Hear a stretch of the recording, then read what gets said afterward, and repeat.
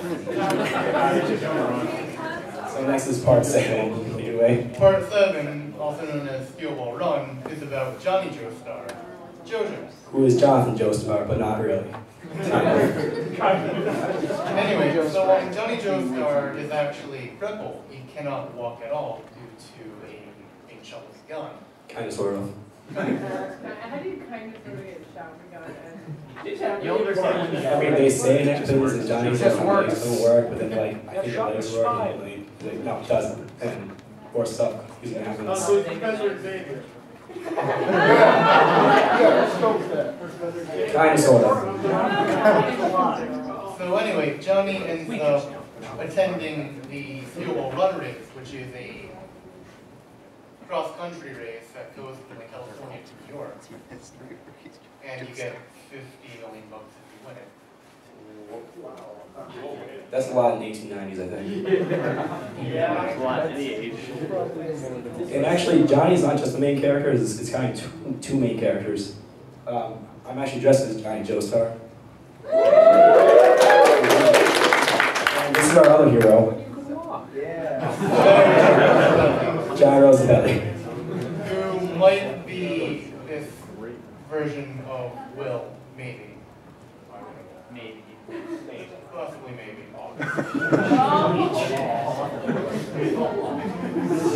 Now, part 7, I think, my personal opinion, they did a lot more character development. There's less characters, but there's also like, I don't know if it's on purpose, but when I first started reading it, I hated all the main characters, all the side characters, all the ones who were. By the end of it, you love every character. At some point, they all do something to like make you like them. Like help out, like someone in need, like might kind of switch sides, kind of sort of. John and Gyro are like a great duo. Pictured here.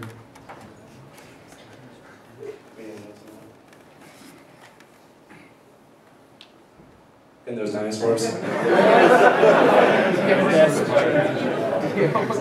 But no one, since it's in the 1890s, no one knows they're dinosaurs, so we just call them scary monsters. Which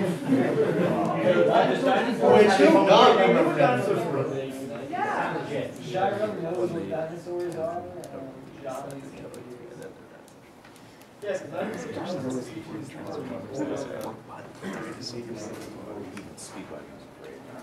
Even Speedwagon's afraid.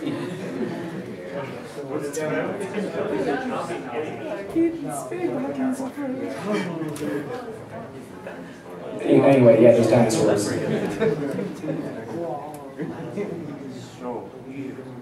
And then part 8.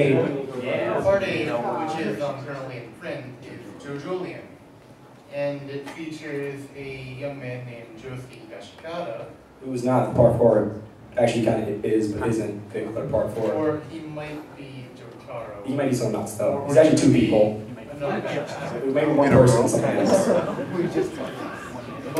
basically, Josuke 8. Josuke 8 is an amnesiac, having woken in Morayo with no memories of who he is or what happened to him. It's kind of written like a mystery novel. It's really well written, just like part 7. Like they slowly introduce some facts, enough for you to like want to like, oh, maybe this like means this, or connects back to this, or maybe this guy is trying to do this. But I think I don't know what's purpose. I'm just like too excited by it as a fan, but it works well. It's a really well written. Although there are fights in this part, there's a lot less action, and a lot of it is more focused on like Josuke integrating into his adopted family, the Higashikatas, and trying to find out who the hell he is. Any comments from JoJo fans to help describe part 8? Even the protagonist Other doesn't know than what's four happening. Doesn't balls. make sense. Where am I? Fruit parfaits and beetles. That's pretty much the whole part now. It's just fruit and beetles. Changing the name of the stand midway through the comic. So not only is JoJo's Bizarre Adventure a long-running manga series, there's also been lots of spin-offs, related media, and everything else. Like I said, it was light novels, side manga, some other stuff. There's also some video games. Pictured here is what's the title of this one? Well, it goes by many titles, depending on what version it is. But This is Heritage for the Future, which is a fighting game made by Capcom based off of Stardust Crusaders. And this is All Star Battle, featuring characters from every part. Give CyberConnect And taunts are part of the fight. Yeah.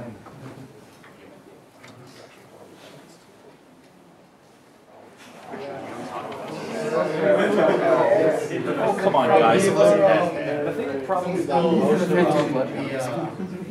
1994 OVA and the 2000 OVA maybe. And they adapt part 3 because it's the most popular part. But I highly advise not watching them. Instead, but if you do want to watch them, just watch the Rich series by Hamfish. For that view. What if that's the first thing you watch? That's not good. You should watch this one. What's that? This is the 2012 anime, which it currently has 2 seasons. The first season adapted parts 1 and 2, and the second season, which is currently airing. The episode came out yesterday, actually. This season covers part 3. And so far, it's been really, really well received. It's almost, there are times it's like panel for panel what the manga was. Like, yeah, it's animated. Like, as you saw, the crazy poses, those extend there. People stand and talk to each other doing crazy poses. So it's just normal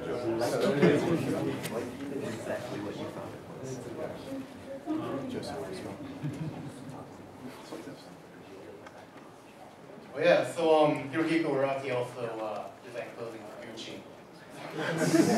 Think about that for a minute.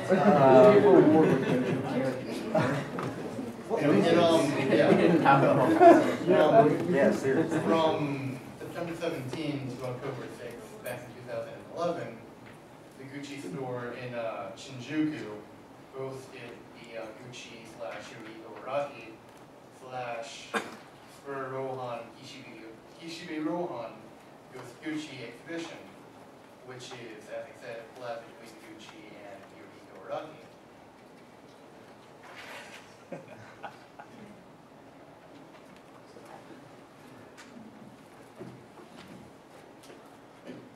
Also notable about his art style, he does not have any set colors with his characters.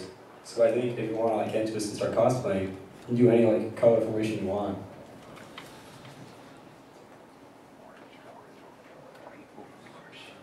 And as we talked about, it's been very influential, and it just JoJo poses pop up like everywhere.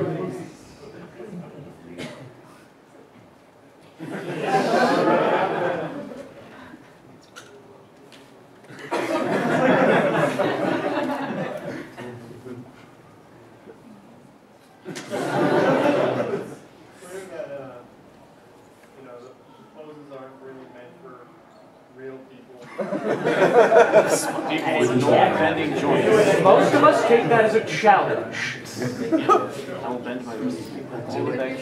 and interests. Oh, this is what we're here for, right?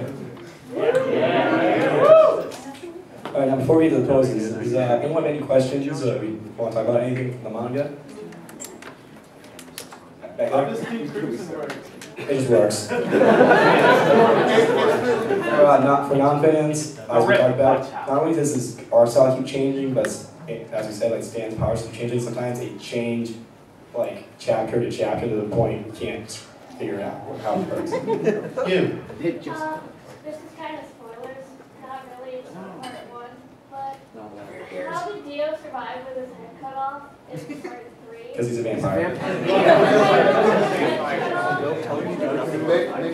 For non-fans, I just want to say vampires in the series. Yeah, let's ask him right now. What's like for a vampire?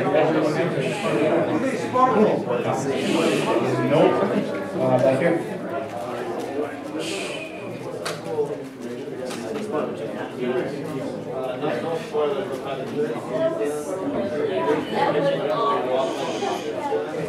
And they're speculating because it takes place a little bit either, but also that the series takes place in 1987 during the number one song during that time. And so in the one afterwards, which takes place in 1999, we might have an ending that ends up being All-Star Smash Mouth. Oh Any other questions right now? Right there. Have you ever seen Opera, Johnny?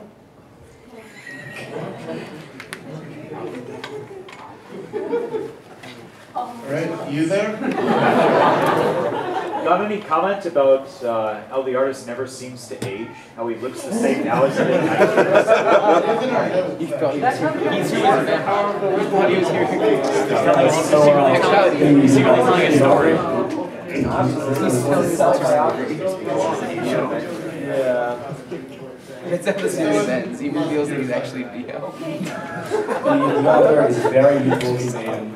You thought the other writing character was What age is he at? Like 15? But it was me! He looks like he's 20.